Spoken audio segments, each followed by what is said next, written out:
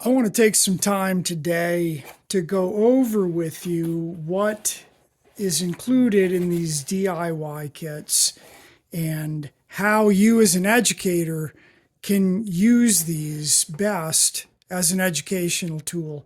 I know from the years that I have done education that it's all about finding teachable moments. And inside of these mushroom DIY kits, there's a lot of teachable moments waiting for you. So let's just start by going over the contents of this kit because there's some interesting stuff to look at. First of all, the main part of the kit is this grow bag with the substrate in it that you're going to use to actually grow your fungus in. And we can start with this bag.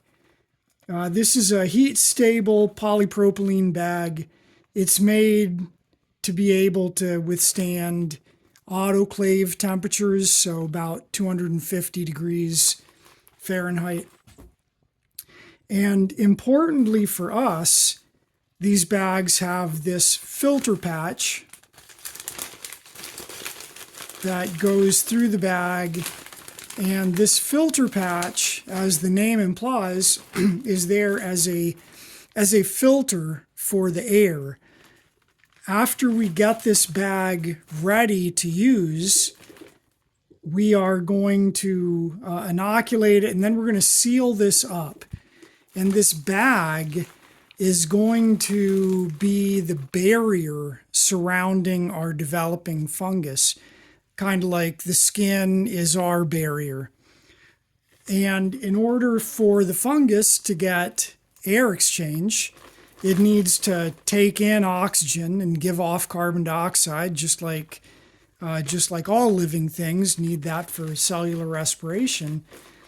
In order to get that air in, this filter patch is going to filter the air so the contaminants can't get through there. So it'll work to hold moisture in, keep a high moisture environment in here, but keep contaminants out in a way that also is very similar to our skin. Our skin you can think of as being semi-permeable, I guess, where it keeps our meat from drying out, and it keeps contaminants like infectious agents from getting inside of us. So this bag is going to sort of serve as a skin protecting the fungus. Now, it's worth wondering why the fungus needs a skin protecting it when in the natural world they don't grow in polypropylene bags with a filter patch. Well, the fungi that we are going to be growing in the natural world grow on trees. And so they grow throughout a tree that has its own protective barriers, particularly the bark, that are protecting that wood.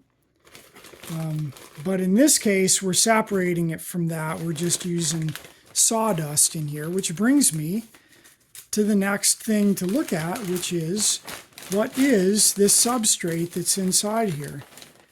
And the major part of this substrate is these pellets, which are really just sawdust. These are hardwood pellets that are sawdust that has been compressed at high heat to form them into these pellets. And I'll show you here.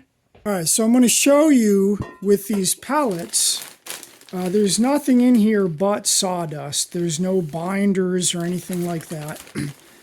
And they're kind of cool because even though they're really compressed and dense in the form that they're in right now, there's nothing on the outside, no wax, no oils to protect it.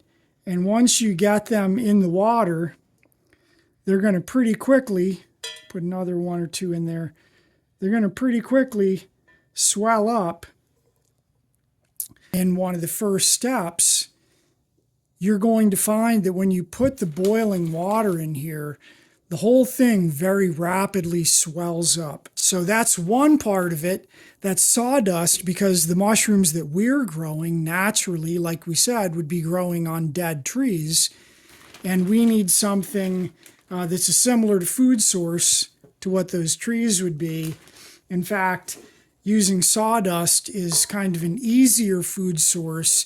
It's sort of like using baby food for a baby, where it's already partially broken down. They don't have to chew it. It makes it really easy to digest, really easy to get into.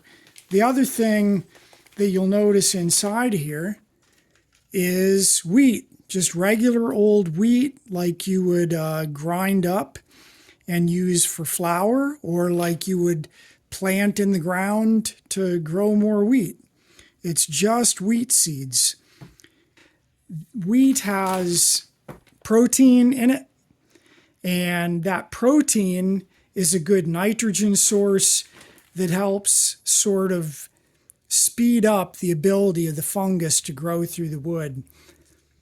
If we were to use our mushroom spawn and just inoculate a log with that mushroom spawn, even just a typical mushroom log like you would grow shiitakes on, say 5 inches diameter and 3 inches long, you would expect it to take a year or more to start fruiting after you inoculate it. It's just slow to colonize that dense wood.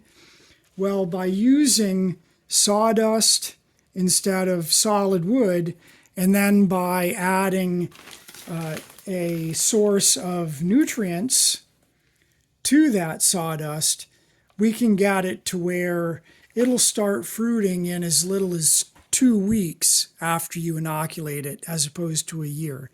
So that's it. Those are the only 2 things that are in this bag that we are going to be growing the mushrooms on. Another really important element of our DIY mushroom kit is this spawn bag. And this spawn bag contains just enough spawn to inoculate the substrate that we've got here. And this is spawn, meaning that it is a fungus culture that is growing in a substrate. The substrate it's growing in is just wheat. It's the same wheat that we use as a nutrient source in our substrate. Exact same thing. And in this case, in order to grow fungus on this wheat, I hydrated it, soaked it to get it up to a high enough moisture content, and then autoclaved it. Got it really hot for a very long time to kill any microbes. So by the time I'm done autoclaving this wheat, it is completely dead. The wheat part of it is not alive, and there are no bacteria or other microbes living on it. It is a sterile bit of food, really, that I can then, in my lab, working in front of a flow of sterile air that's coming from a laminar flow hood that blows sterile air toward me over a work surface, I can then introduce some of my fungus culture into this wheat and let it grow all the way through it. So if you look closely, the whitish stuff on there is that fungus that's actually growing through there. So we use this as the spawn to inoculate the substrate. And functionally, what ends up happening is that every single individual wheat seed, the advantage of using these is they break up easily, but every one of these, wherever it ends up in your substrate bag, can end up allowing the fungus to be at a different spot in there and have the fungus growing outward from it. So there are hundreds at least of these wheat seeds that'll be spread in here, and there'll be hundreds of points with fungus growing outward in all directions. So that's the advantage of using something like wheat seeds as opposed to a single solid thing where it would be one place where the fungus is growing outward. This will let it grow outward from hundreds of places at once. And they all came from the same fungus culture. So this is cloning. These are clones. They're genetically identical. And once they grow into this substrate, the fungi that are growing from all these grains are going to meet up, and they'll be able to join up easily with each other because from their point of view, they're meeting themselves. The other interesting thing to look at in here that really is teachable is this humidity tent. And this is an interesting thing because, as the name implies, this exists to maintain a proper humidity. It's got holes various places throughout it. So again, this is sort of a semi-permeable membrane. In general, it's a bag that keeps things out, but it also has holes in it that in some places let stuff through. So you could think about it as a wall with gates. Stuff still gets through, but it's limited in how it can get through. So this is important. If you think about when you're most likely to see mushrooms, it's either that you happen to be in a very moist environment, or it happens to have just rained and the mushrooms pop up suddenly. Mushrooms you're not going to find growing in dry environments when it hasn't rained. They just can't handle that. On the other hand, we have this lovely skin and have other ways of maintaining an internal environment that is agreeable to how our bodies work. That's called homeostasis, right? It's where you keep a separate internal environment from what's going on the outside. So our internal temperature will stay pretty steady at about 98 degrees Fahrenheit or so, even when room temperature is, say, 70 degrees, or if it gets to be hot out and we sweat. There's a lot of ways that we maintain homeostasis. But the really important thing for the mushrooms is, because they don't have skin, or like plants have that waxy cuticle that covers them, they don't have that. So they're really susceptible to drying out. So for our mushrooms to grow successfully, once they're ready to come out of this bag and produce actual mushrooms, we're going to have to create an environment that has a high humidity so that they can grow successfully and get big without drying out. So that's where the humidity tent comes in. It's an imperfect solution. It doesn't hold humidity in really well. You still have to kind of work on it. It'll be higher inside of there. The humidity will be higher inside of here than outside. But it'll still take some work to keep humidity up. And it'll also somewhat limit airflow. And airflow is also important for these mushrooms.